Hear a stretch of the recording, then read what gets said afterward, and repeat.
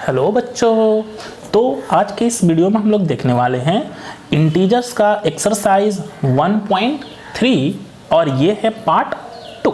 हाँ, तो पार्ट 1 हम लोग पिछले वीडियो में देख रखे हैं और उसमें 1 to 4 तक और एक 9 नंबर भी क्वेश्चन हमने बताया है। आप यदि चैनल पर न्यू है तो आपको आईबॉल बटन से और साथ ही साथ डिस्क्रिप्शन में आपको उसका लिंक मिल जाएगा। हाँ, तो ये क्लास 7 का एनसीईआरटी मैथ सॉल्यूशंस है। हाँ, तो ये एक्सरसाइज बताने से पहले, ये पार्ट बताने से पहले एक रिक्वेस्ट है और साथ ही साथ एडवाइस भी है आप लोगों के लिए कि सबसे पहले आप मेरा इंट्रोडक्शन जो है, इंट्रोडक्शन का वीडियो जो कि मेरा फर्स्ट वीडियो था, सेकेंड वीडियो था, तो उससे पहले जा कर के देख लें।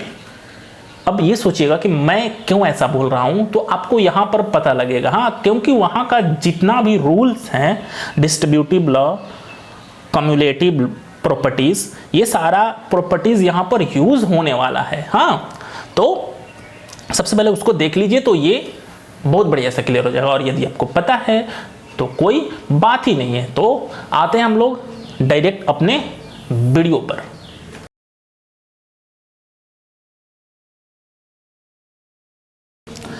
Let's start. क्वेश्चन नंबर 5 है, find the product using suitable properties. हाँ, आपको इसमें प्रोडक्ट फाइंड आउट करना है। प्रोडक्ट मीन्स कि मल्टीप्लाई, गुणा फाइंड आउट करना है यूजिंग द सुटेबल प्रॉपर्टी। हाँ, एक प्रॉपर्टी यूज करना है और उस प्रॉपर्टीज के तहत इसको आपको सॉल्व करना है। तो देखते हैं, क्वेश्चन नंबर ए से स्टार्ट करते हैं। हाँ, तो देखिए, तो यहाँ पर 26 मल्टीप्लाई -48 प्लस -48 इंटू -36। तो इसमें क्या किया जाता है कि पहले आपको फाइंड आउट करना पड़ेगा, एक ऐसा सीक्वेंस में लाना होगा कि कोई एक स्पेशल रूल जो है वो फॉलो कर सके। तो हम लोग क्या यहाँ देख रहे हैं कि ये 48 -48 एंड -48 दोनों में क्या है भाई, तो कॉमन है। कॉमन कहने का मतलब कि जो दोनों में अवेलेबल हो। हाँ, समझिएगा अच्छे से, यहाँ पर अब कॉमन जो है आप लोग 7वीं क्लास से स्टार्ट हो जाता है, तो दोनों में अवेलेबल है। तो दोनों में अवेलेबल है तो करते क्या है कि एक को हम लोग बाहर ले लेते हैं। हाँ, इसको सॉल्व करते हैं और यहीं से कॉमन का फंडा समझिएगा। ये पार्ट देखिए, ये पार्ट अलग है और यहाँ से प्लस स्टार्ट होता है और ये सेकेंड पार्ट है। तो 48 हम लोग कॉमन ले लेते हैं, ठीक है। अब 48 कॉमन ले लिए तो ब्रैकेट रखते हैं, ठीक है। तो अब यहाँ पर क्या है, 48 इसका बाहर आ गया तो ये क्या रहा यहाँ पर 26, ओके। और ये प्लस है तो प्लस, अब देखिए तो यहाँ 48 इसका भी बाहर हम लोग ले लिए तो क्या रहा रिमेंस, ये -36। तो हम लोग दे देते हैं -36, ओके। अब थोड़ा बताइएगा हमें कि ये जो रूल है ये किस पर बेस्ड है। यदि आप लोगों को पता है तो हमें कमेंट बॉक्स में बताइएगा। हाँ, देखिएगा, ये एक्चुअल में रूल जो है फॉलो करता है ए और यहाँ पर b + c and this is, अब a को b से किया जाता है और a को c से किया जाता है और इस रूल को बोलते हैं distributive property.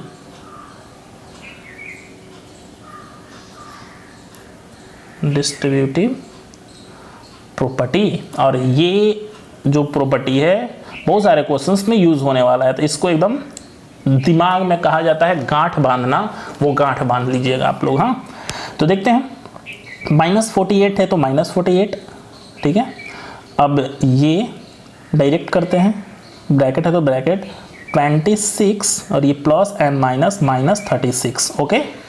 Now next -48, when we subtract 26 subtract 36 then we got multiply, ये ब्रैकेट ब्रेक होगा, इट मीन्स कि ये मल्टीप्लाई और ये हो जाएगा -10 एंड व्हेन वी मल्टीप्लाई 48 × 10 तो सिखा चुके हैं 4 8 और ये 0 है तो 0 एंड माइनस यानी कि negative integer give positive integer, तो 480 is the final answer, okay. तो ये पता चला होगा कि ये डिस्ट्रीब्यूटिव प्रॉपर्टी से ये सॉल्व हुआ। नेक्स्ट सेम ये था ए बी और ये बी सी, ओके। यानी कि 48 जो था बी का वैल्यू था और ये ए और सी का वैल्यू था। नेक्स्ट बी नंबर क्वेश्चंस की बात किया जाए, 8 × 53 × 125।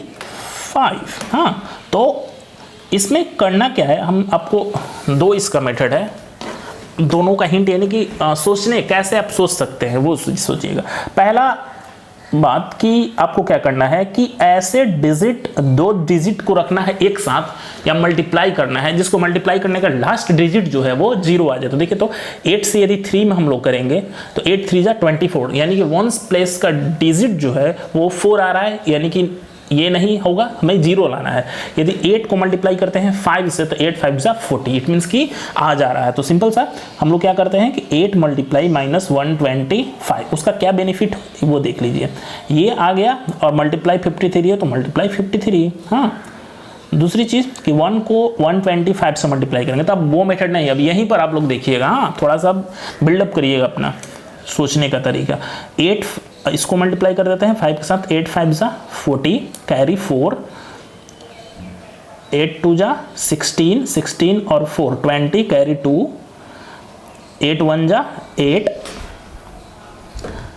8 1 जा 8, ठीक है, और 1 9, 8 5 जा 40, 8 2 जा 16 और 4 20, कैरी 2, 8 1 जा 8 और 2 10। तो -1000 इसका वैल्यू आया। मल्टीप्लाई 53 है तो 53, अब 53 को 1000 से मल्टीप्लाई करेंगे तो इजी हो गया, -53,000 and this is the answer. हाँ, तो ये सिंपल हम लोग बनाते हैं। अब ऐसे करते हैं कि 853 टाइम्स मल्टीप्लाई 120 टाइम 125 टाइम्स, तो ये काफ़ी टफ हो जाता। हाँ, तो इसलिए इस पे एक प्रॉपर्टीज यूज़ हम लोग कर दिए। अब बोलिएगा कि सर ये कौन सी प्रॉपर्टीज़ को फॉलो किया, तो ये एक्चुअल में प्रॉपर्टीज़ जो फॉलो किया उसका नाम है कम्यूलेटिव प्रॉपर्टी। और कम्यूलेटिव प्रॉपर्टी होता है A into B into C is equal to A into B into C. याद रखिएगा, A multiply B multiply C. हाँ, नेक्स्ट आते हैं हम लोग क्वेश्चन नंबर सी की तरफ। हाँ, क्वेश्चन नंबर सी है 15 मल्टीप्लाई -25 मल्टीप्लाई -4 मल्टीप्लाई -10। हाँ, तो इसमें अब क्या करना है वो चीज़ समझिएगा। हाँ, सिंपल है ये भी बहुत ही। तो सेम इसमें भी 0 के स्लैब में हम लोग दो डिजिट करके ढूंढेंगे जिसको मल्टीप्लाई करने पर 0 आ जाए। तो देखिएगा तो कि किसको हम लोग करेंगे, आप लोग भी सोचिएगा। 5 5 जा करेंगे तो 25 नहीं आएगा, यदि 5 4 जा करेंगे तो 20 आ जाएगा, या फिर 5 से 0 में करेंगे तो 0 आ जाएगा। यानी कि या तो इसको इसके साथ ले लेंगे या फिर इसके साथ, दोनों के साथ ले सकते हैं। यदि 15 4 जा लेंगे तो 60 आ जाएगा। तो इससे बेटर क्या है कि 15 को 10 के साथ करेंगे। हाँ, तो 15 मल्टीप्लाई -10, ओके, और ये ले लेंगे -25 मल्टीप्लाई -4। तो 15 से -10 में करेंगे तो 150 इंटू 25 को 4 से करेंगे तो +100, ओके। 25 4 जब माइनस प्लस हो गया। अब मल्टीप्लाई करने में इजी हो गया, 150 और ये 00 है तो 00 पुट किया, माइनस है तो minus, and this is the answer. अब ये कौन सी, तो सेम इसमें भी वही प्रॉपर्टीज फॉलो कर रहे हैं, यानी कि A इंटू बी का फॉलो कर रहा है। इट मीन्स कि ये भी कम्युलेटिव फ्रीक्वेंसी फॉलो कर रहा है।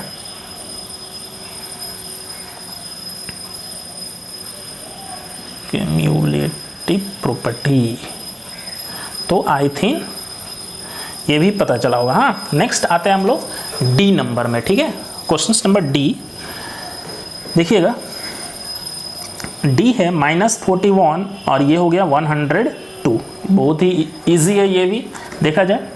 अब डायरेक्ट हम लोग मल्टीप्लाई तो कर सकते हैं वो उस मेथड से, बट यहाँ पर तो आपको एक सूटेबल प्रॉपर्टी यूज़ करना है ना भाई।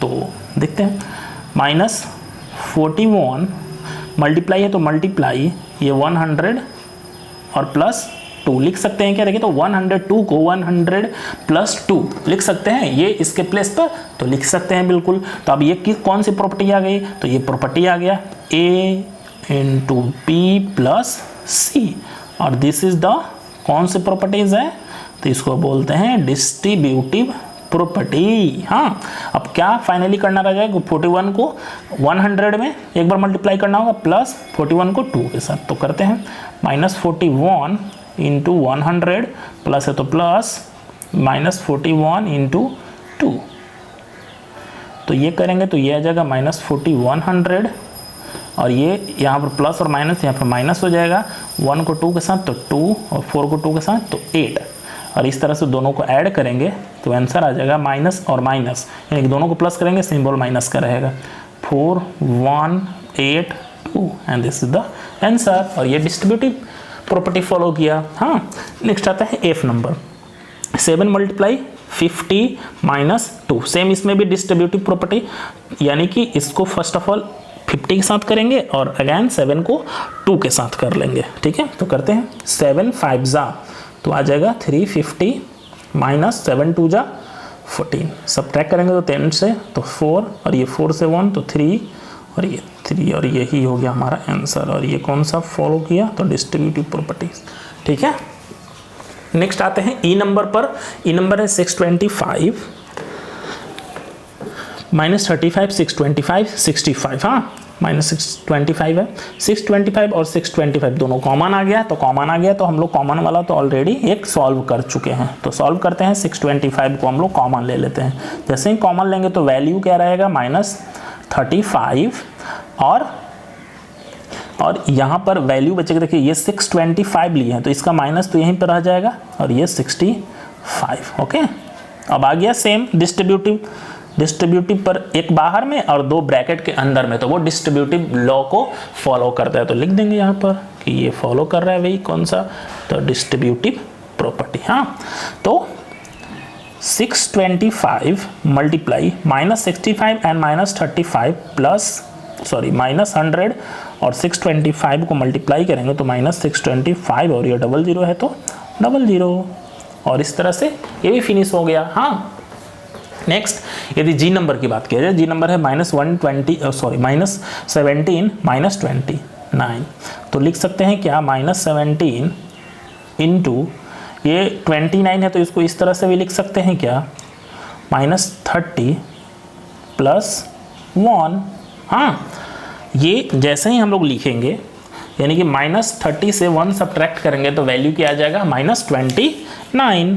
तो इस तरह से ये कौन सा रूल फॉलो किया भाई, तो ये रूल फॉलो किया सेम, एक बाहर और 2 ब्रैकेट के अंदर, तो इसे डिस्ट्रीब्यूटिव प्रॉपर्टी हम लोग बोलते हैं। तो 17 को 3 से करेंगे तो 51 और 0 है तो 0 और ये माइनस माइनस प्लस बन जाएगा, ये देखिए ये माइनस है और ये प्लस है तो माइनस 17। अब 510 से 17 को सब्ट्रैक्ट करेंगे तो वैल्यू आ जाएगा, देखिए 10 से 7 गया 3, ये जाएगा 0 यानी कि 10 से 1 गया 9 और ये 4 and this is the answer.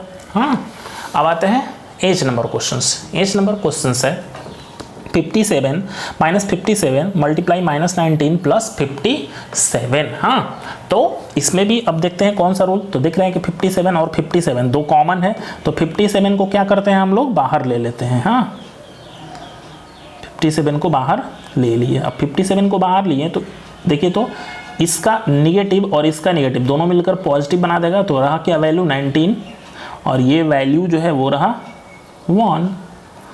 तो ये भी एक बाहर है और 2 अंदर है ब्रैकेट के अंदर, इट मीन्स कि ये डिस्ट्रीब्यूटिव लॉ फॉलो किया, डिस्ट्रीब्यूटिव प्रॉपर्टी फॉलो किया। इट मीन्स कि 57 मल्टीप्लाई 19 और 1 कितना हो जाएगा तो 20, मल्टीप्लाई करेंगे तो 2 7 जा 14, 2 5 जा 10 एंड 1 11 और ये 0 है तो 0 and this is the answer. तो आई थिंक ये पूरा चीज़ जो है आप लोगों को समझ में आया होगा।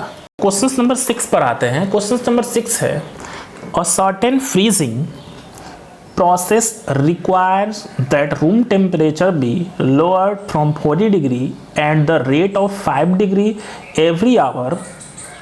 What will be the room temperature 10 hour after the process begins? हाँ, कह रहा है कि a certain freezing process require that room temperature be lowered। एक रूम है जिसको सर्टेन फ्रीजिंग प्रोसेस करना है। हाँ, और वो यानी कि उसका टेम्परेचर का फिलहाल यानी कि प्रेजेंट टेम्परेचर उसका है 40 डिग्री सेल्सियस। हाँ, अब करना क्या है उसे कि लो करना है, और वो लो कैसे हो रहा है तो रेट ऑफ 5 डिग्री यानी कि 5 डिग्री प्रत्येक घंटे में लो हो रहा है, देखिए लोअर लिखा हुआ है। हाँ, अब नेक्स्ट है कि what will be the room temperature 10 hour after, यानी कि 10 घंटे बाद यदि यही प्रोसेस चलता रहा तो 10 घंटे बाद उस रूम का टेम्परेचर जो है वो क्या हो जाएगा। तो सिंपल सा हम लोग क्या करते हैं कि पहले लिखते हैं कि प्रेजेंट रूम टेम्परेचर क्या है। हाँ, प्रेजेंट रूम टेम्परेचर, ये टेम्परेचर हो गया, तो प्रेजेंट रूम टेम्परेचर जो है वो 40 डिग्री सेल्सियस है। हाँ, नेक्स्ट क्या करेंगे कि रेड्यूस एवरी आवर कितना हो रहा है, तो 5 डिग्री सेल्सियस, तो ये भी लिख देते हैं कि temperature to be reduce every our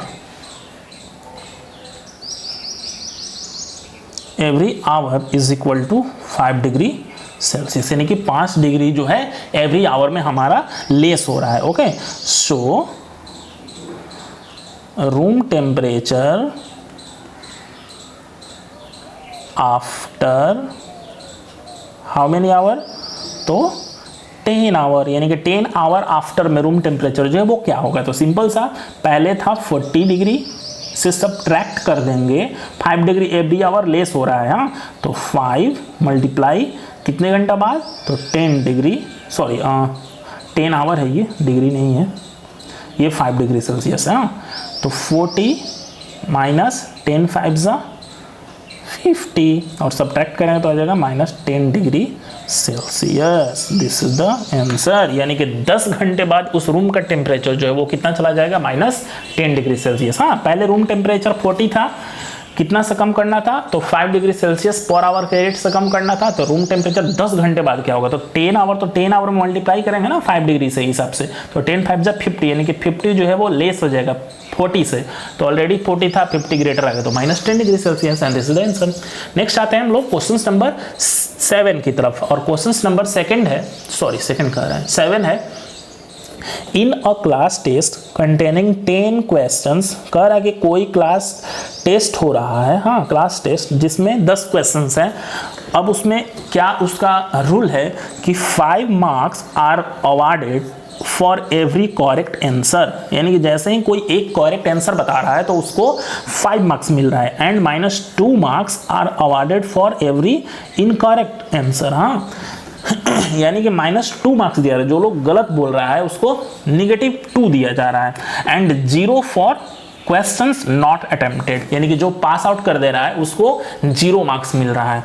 तो क्वेश्चन है कि Mohan gets 4 correct and 6 incorrect answer, what is his score, यानी कि 5 ये करेक्ट आंसर देता है और 6 इनकरेक्ट आंसर देता है, तो फाइनली जो है उसको कितना मार्क्स मिलता है। तो सिंपल सा क्वेश्चन है, देखिएगा 4 करेक्ट आंसर दिया है वो, तो 4 correct answer is equal to क्या हो जाएगा 4, और ईच क्वेश्चन के लिए 5 मार्क्स मिलता है, तो उसे 20 मार्क्स मिल जाएगा।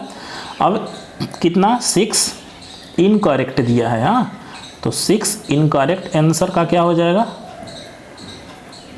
तो 6 मल्टीप्लाई और निगेटिव के लिए -2, यानी कि इनकरेक्ट के लिए -2 दे रहा है, तो 6 2 जा -12। हाँ, तो फाइनली हम लोग स्कोर कर लेंगे। सो मोहन का स्कोर यानी कि 20 था, और 20 से 12 सब्ट्रैक्ट कर देंगे तो वैल्यू आ जाएगा 8, and 8 is the Mohan's score. हाँ, तो ये पता चला होगा।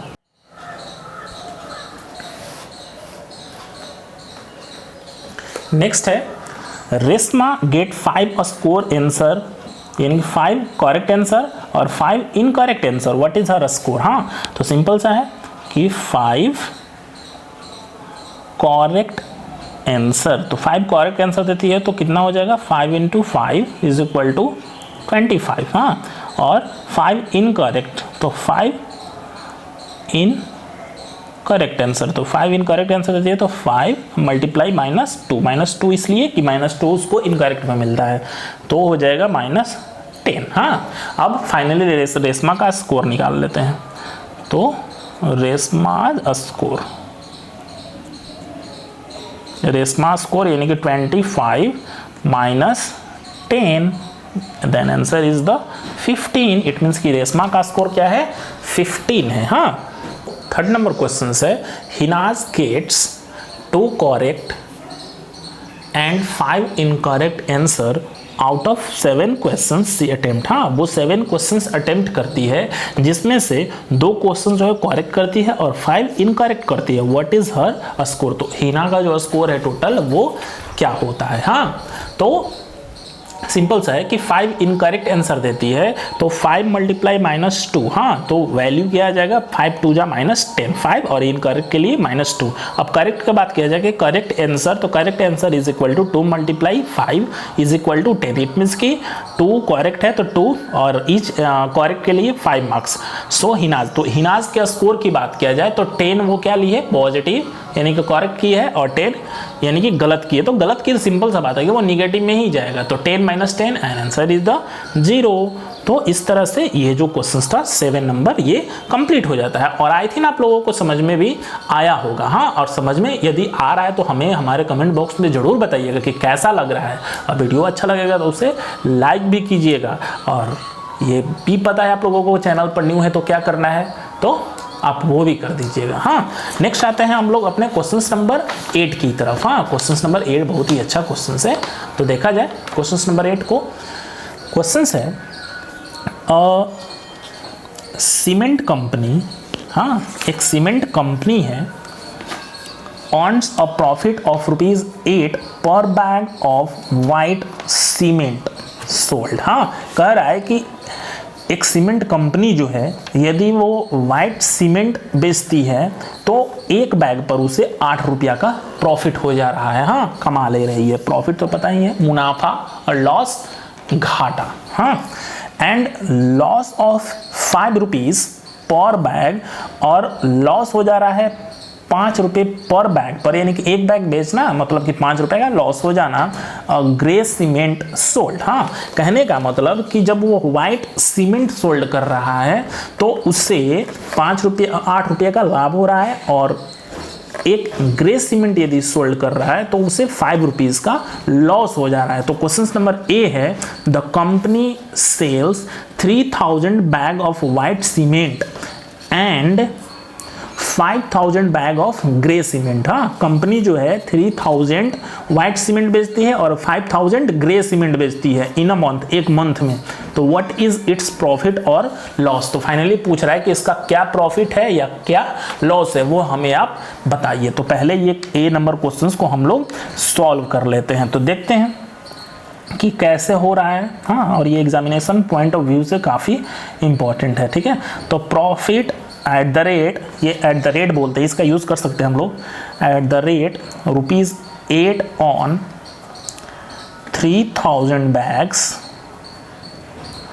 Of white cement. हाँ, यानी कि वाइट सीमेंट जो है उस पर क्या उसको प्रॉफिट होती है। हाँ, तो प्रॉफिट की बात किया जाए तो 3000 सेल करती है और एक पर कितना ₹8 का है, तो ₹8 का है। देखिएगा ₹8 का, तो लिख देते हैं ₹8 मल्टीप्लाई करेंगे तो क्या आ जाएगा 3 8 जा 24,000। हाँ, यानी कि उसको 24,000 मिला। नेक्स्ट लॉस की यदि बात किया जाए तो loss at the rate ₹5 on किसका वे, तो 5000। देखिए 5000, हाँ, 5000 बैग ऑफ ग्रे सीमेंट, ये ग्रे सीमेंट पर मिलता है इसको प्रॉफिट, तो मल्टीप्लाई कर लेते हैं, यानी कि 5000 मल्टीप्लाई बाई 5 मल्टीप्लाई करेंगे तो आ जाएगा 25,000। हाँ, कहने का मतलब कि इसको इतना का प्रॉफिट होता है 24,000 का और लॉस हो जा रहा है कितना का 25,000 का। हाँ, तो डिफरेंसेस कितना का आ रहा है, सो the difference is equal to 24,000, यानी कि वाइट सीमेंट तो इतना उसको हो रहा है और ग्रे सीमेंट तो उसको 25,000 हो रहा है। तो फाइनली डिफरेंसेस कितना का आ जाएगा, तो 24 - 25,000, इट मीन्स कि -1000। ठीक है, यानी कि कंपनी को माइनस में वैल्यू आया, इट मीन्स कि उसको लॉस जो है वो ₹1000 का आ रहा है। This is the answer. हाँ, लिख देंगे simply, so loss for the company. हाँ, नेक्स्ट कह रहा है कि what is the number of white cement bags, कह रहा है कि number of white cement bag it must be sold to have neither profit nor loss if the number of grey bags sold it 6400 bags. हाँ, अब condition एक दे रहा है कि यदि ग्रे बैग को 6400 यानी 6400 बैग सेल किया जाता है तो क्या होना चाहिए, न तो उसे प्रॉफिट होना चाहिए और ना ही उसे लॉस, यानी कि नाइदर यानी कि न प्रॉफिट नॉर न लॉस। तो देखते हैं, कहने का मतलब कि नंबर ऑफ, ये बी नंबर है, ये ए नंबर था, number of grey bag sold, इस बार ग्रे बैग सोल्ड कितना हो रहा है भाई, तो 6400 हो रहा है। हाँ, तो 6400, तो अब इस पे लॉस, चूंकि ग्रे पर तो लॉस ही हो रहा है तो करते हैं लॉस ऑन ग्रे बैग, यानी कि ग्रे बैग पर लॉस कितना हो रहा है, तो 6400 मल्टीप्लाई कितना के हिसाब से, तो 5। हाँ, 5 के हिसाब से हो रहा है, एक बैग पर 5 रुपीज़ का लॉस हो रहा है। तो मल्टीप्लाई जब करेंगे, देखिएगा 00 है तो 00, 5 को 4 के साथ तो 20 कैरी 2, 5 को 6 के साथ 5 6 30 एंड 2 32,000। हाँ, तो सिंपल सा 32,000 का लॉस हो रहा है। So number of white bags to be sold, यानी कि वाइट बैग जो है उसे कितना सोल्ड करना होगा, कितना सोल्ड करना चाहिए, तो 32,000 और डिवाइड, ये कितना पर सोल्ड होगा ये, तो एट द रेट 8 रुपीज़। हाँ, तो 32 और डिवाइडेड बाई 8, तो जब मल्टीप्लाई कर देंगे तो वैल्यू जो आ जाएगा 8 4 जा 32, यानी कि 4000 बैग्स जो है वाइट बैग को बेचने की ज़रूरत पड़ेगी।